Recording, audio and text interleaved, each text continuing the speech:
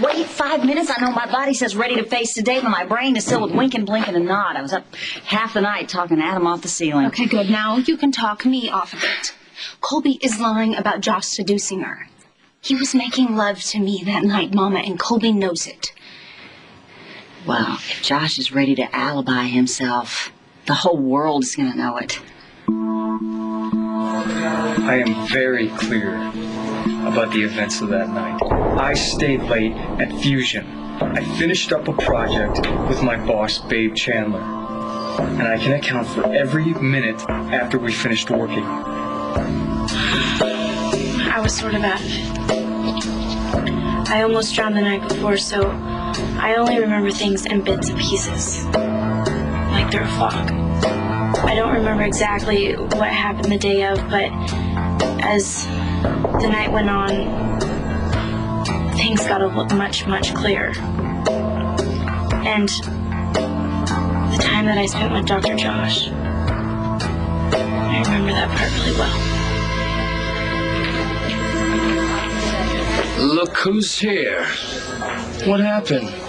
Josh realized he was so far in over his head, he was so desperate that he had to reach out to his new mommy and daddy. Josh didn't call us, JR.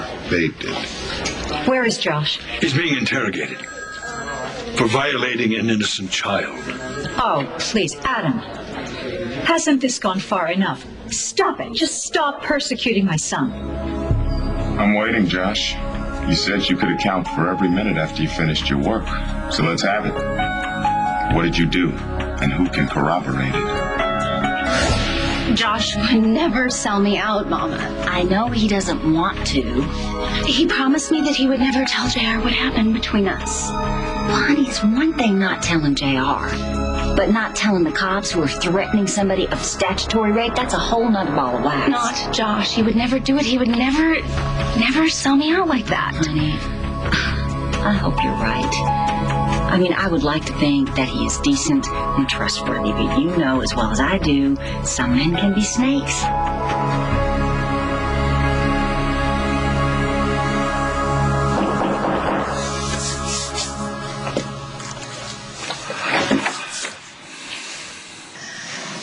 Well, here we are.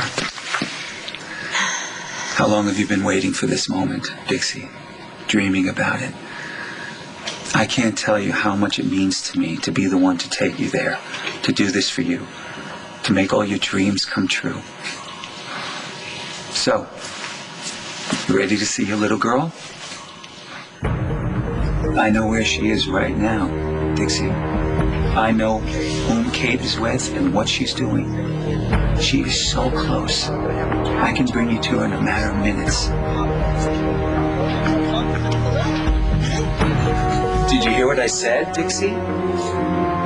I know where Kate is right now. I can bring you to her. Yeah, I heard you. So why aren't you on cloud 9? Why aren't you dragging me out the door to get to her? Because I've been through this before, David. Got my hopes up. Told myself that this time I was going to see my child, only to find out that it was a lie. This is no lie, Dixie. I showed you the proof last night. Kate is out there right now, waiting to be reunited with her mother. So what are we waiting for? Me.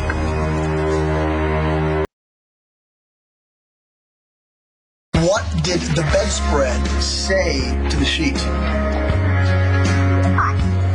I got you covered. I got you covered. We could do this all day. You do know that, right? I'm sorry. Did somebody say that they want me to do this all day? No. No, I think the little lady said that, and it's all about what the little lady wants. Well, what about what the big lady wants? No, sorry. Okay, I got another good one right here. You ready? This is a good one. It goes like this. Knock, knock. Knock, knock. Who's there? Dishes. She's who? Dishes the police! Hey, oh, hey! Oh my God! Look who's here! Look who it is! It's Prince Spike here to see the Princess Emma. Come on. Oh, Kendall, you're just in time. Oh, Good news. We're going to be one big happy family. I asked Tad to come here. What are you, insane? No. If you're here, I'd say we pretty much got that covered. If you really found Kate, Tad has a right to know. Yeah, absolutely. So let's just cut to the pertinent details so we can move on, huh? I'm not telling you a damn thing. Dixie, what are you thinking? You've been aching to be reunited with your little girl for how long? And now the moment finally avails itself for you to get her back, and you want to share that moment with this vindictive sage. You're calling me vindictive? The prince of an eye for an eye? He tried to get you locked away for life. Why would you bring him in on this? Because I lost Kate the first time because I kept Tad in the dark. If the little girl you found really is our daughter, I will not make that mistake again. I will not keep Kate from Tad twice. How many chances are you going to give this jackass? Enough is enough It was already. amazing. I was just saying the same thing about you. I'm sure that this little Kate reunion is just as bogus as the last one you tried to set up. But on the off chance, on the 1 in a million chance that it's legit, I'm her father. I have a right to know where she is. So, David, just tell us. You don't have a choice in the matter. I don't have a choice? Oh, you've got to be kidding, right? You're forgetting something, Martin. I'm the only one in this room that actually knows where Kate is. And although I may have suffered a momentary lapse of benevolence, I could just as easily go back to my original plan. David, don't. You know, how many times have you told me over the years to keep my mouth shut, huh? Well, this could be your lucky day, Martin. You finally pushed me too far. I just might keep Kate's whereabouts all to myself. I like his shirt. Well, you know, Spike is one of the stylingest babies in Pine Valley. What can you say? Young love. You know, I guess it was good that we prearranged their marriage. Yeah, well, as charming as this late-night betrothal sounds, don't you think Emma's a little old for Spike? What? Oh, no. No, older woman's great. I mean, you know, Emma can show Spike the ropes. I mean, especially Emma's perfect because she's so incredibly smart. Do you have any idea what her nighttime reading is? It's the U.S. tax code. Kendall, brilliant, smart, beautiful. I mean, you know, that's exactly the kind of girl I want Spike to fall for. True, but I don't know if we should tell them about their future betrothal for, you know, at least another 20 years. Give them some time to sow their wild oats. Oh, no, you gotta do it right away as soon as they can understand because we can't jeopardize the kingdom. You know, kingdom, marshmallows, hot chocolate. Not in case they fall from somebody else. That's all. It's a joke. Spike won't have any problem finding love. He's gorgeous. He's perfect. He's a total catch. He will have his pick of women guaranteed. Kendall, you're supposed to laugh. How any of you can take Colby seriously is a mystery. She is 16 years old. How sick do you think I am? Dr. Josh was so sweet and convincing. He could tell that I was scared, and he said that he'd take care of me. It's the only reason why I went back to his hotel room. After Babe and I finished up the fusion project, I went home alone. I spent the rest of the night there by myself. I left Fusion alone. I drove to the Valley Inn alone. I went to my room alone. I went to bed alone. And that's exactly how I spent my night. I can tell you exactly how the night went. Dr. Josh took me back to his room and gave me some soup to eat. And then he offered me a drink, but I said I couldn't. I wasn't 21. He said the brandy would calm me down and relax me. So I had a little. After all, he is a doctor. And then he told me I could take a shower. And when I came out of the shower, the lights were dim, which was kind of weird at first, but he told me that I didn't have to be scared and that he would protect me. Then he told me I had a beautiful body. And that's when he started taking off his clothes. All night long, he told me that he'd take care of me, make everything better, and make sure I was safe. But by the end of the night, I figured out that all he wanted was to have sex with me, which he did. And That is exactly how the night went. I swear I will sign whatever you need me to sign. Every word I told you is the God's honest truth. I did not lay a finger on Colby Chandler. If you want me to sign something, I will. Your son took advantage of a scared, confused young girl, and I'm going to see to it he suffers the consequences. No, Adam, I have seen Colby since she came back. She's Liza, the sequel. She's just as spoiled, just as nasty as Liza was. Do you think that excuses him for what he did to her? Look, if something really did happen to Colby, I am truly sorry. But JR, you know better than anyone that if Josh was foolish enough to go to bed with a Chandler, it sure as heck wouldn't be Colby. Meaning what? Let's just not get into this and wait for Josh. The woman that he's after is my wife. Josh turned down Colby once before when she came on to him. And then he found her in the kennels, blew her cover, so she hates him for that. Then she tried narking on us about them sleeping together to JR, and he didn't buy it, so she hates me for that. Colby is all about payback, and this is how she's going to get it. Can't you just say that you two were working late that night, that Josh stepped into another office when JR showed? I mean, you'd give him an alibi without copping to the romance. I would do it in a heartbeat if I could, but JR didn't exactly find me crunching numbers. He found my clothes in the office and me naked in a kiddie pool on the roof. Look, I know we'll talk about that later, but I told JR that Josh had left hours ago. If I suddenly change my story, I've as good as confessed the whole affair. There has got to be some way to blow Josh out of the hot seat without blowing your marriage out of the water. If there were, I would do it, but there's nothing. Wait. There might be a way.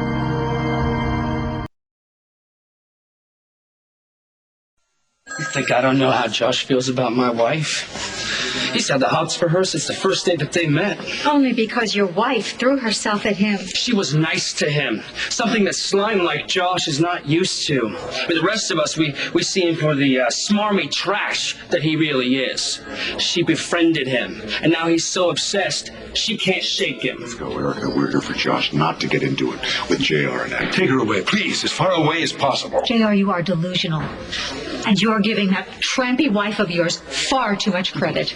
You know, it must drive you nuts that your son is so fixated on my wife, he has to go after my 16-year-old sister. Do you know what Josh called Colby while he was committing statutory rape? He called her babe. That's how twisted Josh is. You know what is twisted? Twisted is you're defending your wife. Babe looks at Josh like he's her next dessert. Believe me, if Josh was interested in Babe, she'd be all over him in a heartbeat. Shut up, Erica. This isn't about Babe. No, it's about you and your depravity. Is this the only way you know how to come at me? Have your little sister lied for you? You know, I think it's pretty obvious to not only me and everyone else who the real liar is. Take your best shot. It won't work. You said you'd take care of me. You said I could trust you. I thought you were my friend. That I'd be safe with you, but you used me. It's all right, sweetheart. I'm not going to get away with it. How demented are you? To come on to a girl in traumatic shock? Derek, tell me this is one of those hidden camera shows and you're all in on the gag. This is as real as it gets, unfortunately. Adam, your daughter is delusional, or she's psychotic. But either way, she needs serious psychiatric help. Daddy, did you just hear what she said to me? No one believes me. I didn't do anything wrong. Everyone making me look like the bad guy. How dare you accuse my daughter of lying? This child was violated. You was taken against her will. My son is not a predator. You are really taken in by these crocodile tears. Are you kidding? Colby, you tell Derek the truth. Would everyone just shut the hell up?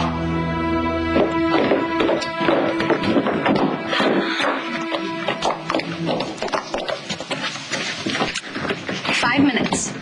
That's all we need.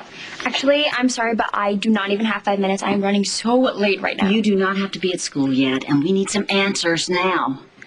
Well, if it's about the house, you should probably just ask Aunt Winnie because I just do what she tells me. We need the truth before Colby does damage she can't take back. And we are counting on you to tell it to us. I knew it. I told you. I mean, he has no idea where Kate is. This is just one more pathetic attempt to get you into bed. What'd you have lined up? A 5-star hotel?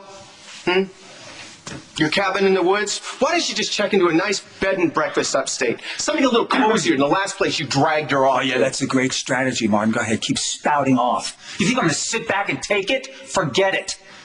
I mean, you got some nerve accusing me of playing Dixie? I was in that courtroom, Martin. I heard how much you hate her for giving away your little girl. So why are you really here, huh? I mean, are you really here to play nice? Or is this just an act so you can steal Kay from under Dixie's nose? No, stop it. No, I am not going to stand by and let him attack me anymore without doing anything. This battle's been a long time coming.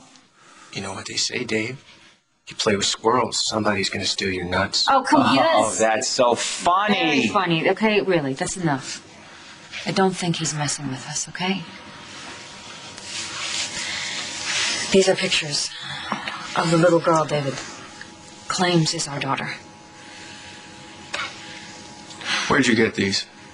This one I got out of Greg Madden's storage space, and this one is a picture David took a few weeks ago. You can see for yourself, Dad. It's the same little girl in both pictures. Okay, so nice to see you. You want to say bye to Spikey? Say wait, bye, Spikey. Bye, Spike. Bye, Spike. I'll see you later. See you later. All right, come on. Cut you some of these bacon. Look at her blonde hair. It's as light as JR's was at that age. Oh, yeah. And those eyes. Here we go. Hold on. You said she'd have my eyes, Dad. Ready? She does. Okay. And her nose. If you put this picture next to one of Jamie at the same age, they look so much alike. Not only that, but David did a DNA test. Okay, so ready? I think he's telling the truth this time, Dad. I think this might be our little girl.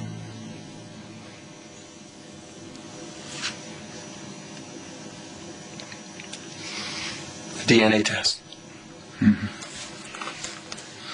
How the hell did you pull a DNA test? Boy, that figures. You've already forgotten, huh? You caught me alone in your house, remember, Columbo? You said you were looking for proof that I was railroading Dixie. I lied.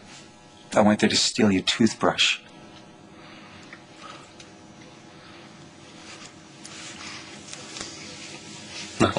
No way. No, not a chance. Look, if you think I'm going to put any stock in a DNA test that you pulled, you've been playing around with that little chemistry set of yours too long. We can't. I'm sorry. I know how badly you want to believe I do too, but we got to consider the source. No, I agree. Wait a minute, Dixie. I mean, come on. You know this isn't a lie. Then prove it. If this really is our little girl, then tell us where she is. Let us go to her on our own. It's the only way that you can prove that you don't have something up your sleeve. Damn it, Dixie. I wanted to bring you to Kate myself. Just the two of us. It was going to be my gift to you. It was my way to make up for all the pain that I've caused you. I also wanted it to be a way for us to start fresh, you know, a whole new beginning for us. All right, you know, maybe you're right. Maybe telling you where Kate is the only way that I can prove to you that I'm not out to hurt you. Does that mean that I'll tell you where Kate is.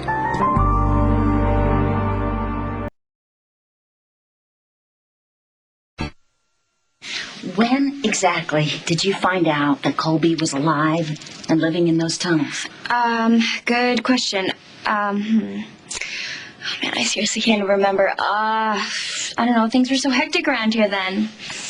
The days seemed to be blurring together. Well, do you happen to remember the night after the yacht crash? When JR and I came home and we found you with that pile of bedding and food? Vaguely. You said that Winifred asked you to clean out the pantry and the linen closet. But you were actually getting supplies for Colby, weren't you? When was this exactly? Late. So was Colby waiting for you in the tunnels? Okay, hold on. I'm starting to remember. You know what? I was so stressed about Colby. I mean, her being dead and then alive. I don't know what time it was. But just somehow the supplies that we got you with, they ended up in the tunnel with Colby. Did you hand them to her that night, Sydney? No. I mean, maybe she snaked them when I wasn't looking. And you have no idea when that was? I mean, that time was such a haze for all of us, don't you think? Okay, let's fast forward to something I know you can remember clearly. Colby's pregnancy scare? Was it Sean Montgomery? Did they hook up on the boat the night of the party? Colby and Sean? I never even considered that. Colby is accusing Josh Madden of statutory rape. They're down at the police station giving statements as we speak, Sydney. Wow.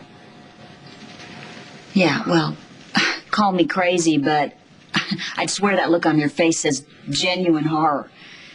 You know that Colby is lying. You know she's accusing an innocent man. No, I'm just blown away. That's all I mean. Colby and Dr. Josh. That's crazy. She says that she's only done it once.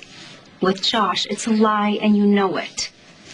No, how would I know it? I mean, just because Colby never told me definitely doesn't mean it didn't happen. Colby was hiding in the tunnel that whole night, wasn't she? Cindy, this is Colby that we're talking about. The girl who treats you like trash and throws you under the bus every chance that she gets. Please tell me that you're not covering for her. You're back. Thank God that's over.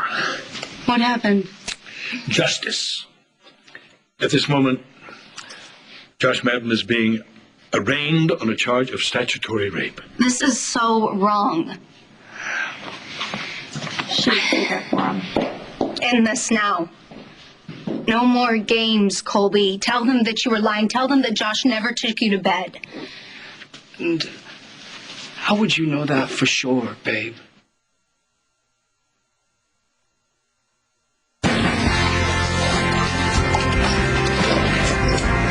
So I know I got a little whipped cream on my nose, but Your nose. your mom's nose too. But like in the story goes, the Princess Emma was on her gumdrop bicycle with, of course, with Prince Spike.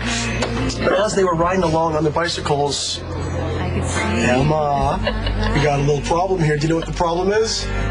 Do you know what the little problem is? The problem is we're playing with whipped cream and not eating the bacon, right? Because that was the deal. The deal was that while I was telling the story, that's perfect. As long as you eat, then the creativity keeps flowing and the story comes out. So here we were. Where were we in the story? They were on their bicycles. But what I didn't tell you is that they saw a stream of strawberry soda, and just as Princess Emma saw the stream and she jumped off the bike and she was going to reach out and start drinking the strawberry soda, she heard a voice from behind her. Do you know what the voice said?